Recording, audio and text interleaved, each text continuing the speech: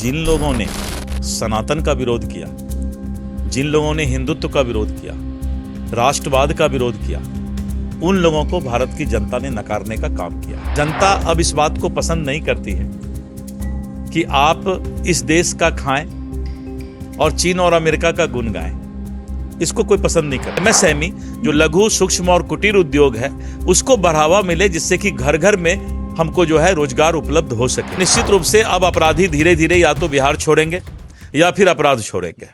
नमस्कार, आप देखना शुरू कर चुके हैं लाइव सिटीज को। मेरा नाम शेख है। बिहार में सम्राट कैबिनेट का विस्तार हो गया है। पटना के ऐतिहासिक गांधी मैदान में प्रधानमंत्री नरेंद्र मोदी के सामने सम्राट चौधरी की कैबिनेट का विस्तार हुआ है और इसमें एक बार फिर दिलीप जायसवाल को मौका मिला है। दिलीप जायसवाल कई जिम्मेदारियां पहले भी संभाल चुके हैं, पहले भी कई विभागों के मंत्री रह चुके हैं, पार्टी की भी बड़ी जिम्मेदारी संभाल चुके हैं, पार्टी के प्रदेश अध्यक्ष रह चुके हैं। ऐसे में और किस इलाके से आते हैं आपको पता ही है, बंगाल से सटे इलाके से आते हैं और एक बार फिर इन्हें बड़ी जिम्मेदारी मिली है। सबसे पहले तो आपको बहुत बहुत बधाई हो। धन्यवाद, लाइव सिटी को बहुत बहुत धन्यवाद।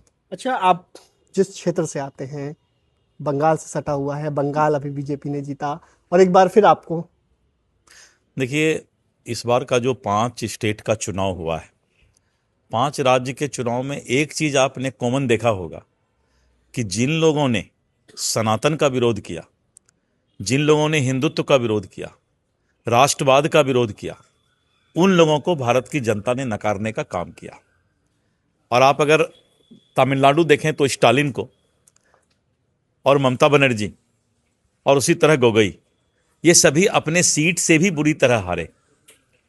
जनता अब इस बात को पसंद नहीं करती है कि आप इस देश का खाएं और चीन और अमेरिका का गुण गाएं। इसको कोई पसंद नहीं करता है। और ये लोग जो है, ये सभी विदेशी एजेंट के तरह काम करते हैं, तुष्टीकरण की राजनीति करते हैं और इस देश को कहीं ना कहीं जो हमारा डिप्लोमेसी होना चाहिए, जो हमारा विदेश के साथ, अगल बगल के देश के साथ रिश्ता होना चाहिए, उस पर भी ये लोग तुष्टीकरण करते हैं और घुसपैठ को बढ़ावा देकर और पूरे सीमांचल, आसाम और इन इलाकों का डेमोग्राफी भी चेंज करने का काम किए।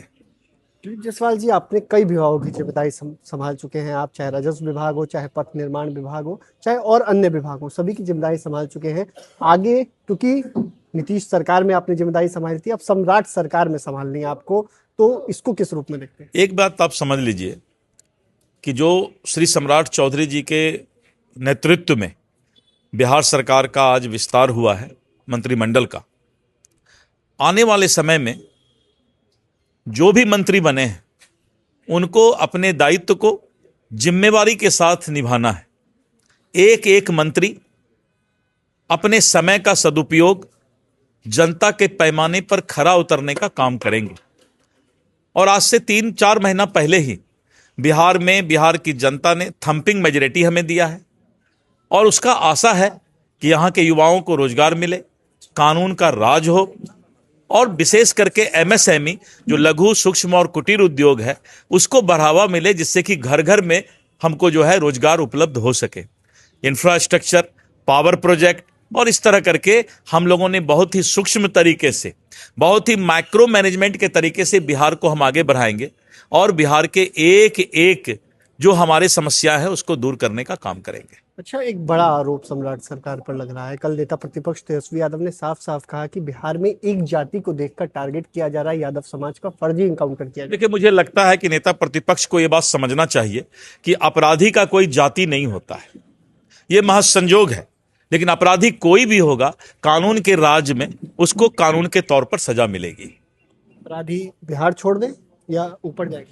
नहीं, मुझे लगता है कि अपराधी के समझ में अगर आ गया है कि बिहार में अपराध करने का फायदा नहीं है क्योंकि सजा उसको मिलती है, तो निश्चित रूप से अब अपराधी धीरे धीरे या तो बिहार छोड़ेंगे या फिर अपराध छोड़ेंगे। तो आपने सुना कि क्या कुछ कहा बिहार सरकार के मंत्री हैं दिलीप जायसवाल। साफ साफ कहा है, बिहार से अपराधी या तो अपराध छोड़ दे या तो बिहार छोड़ दे, क्योंकि सम्राट सरकार छोड़ने के मूड में नहीं है। अपराधी की जाति नहीं होती है। तेजस्वी यादव को सीधा सीधा जवाब दिया है। बने रहिए लाइव सिटीज के साथ।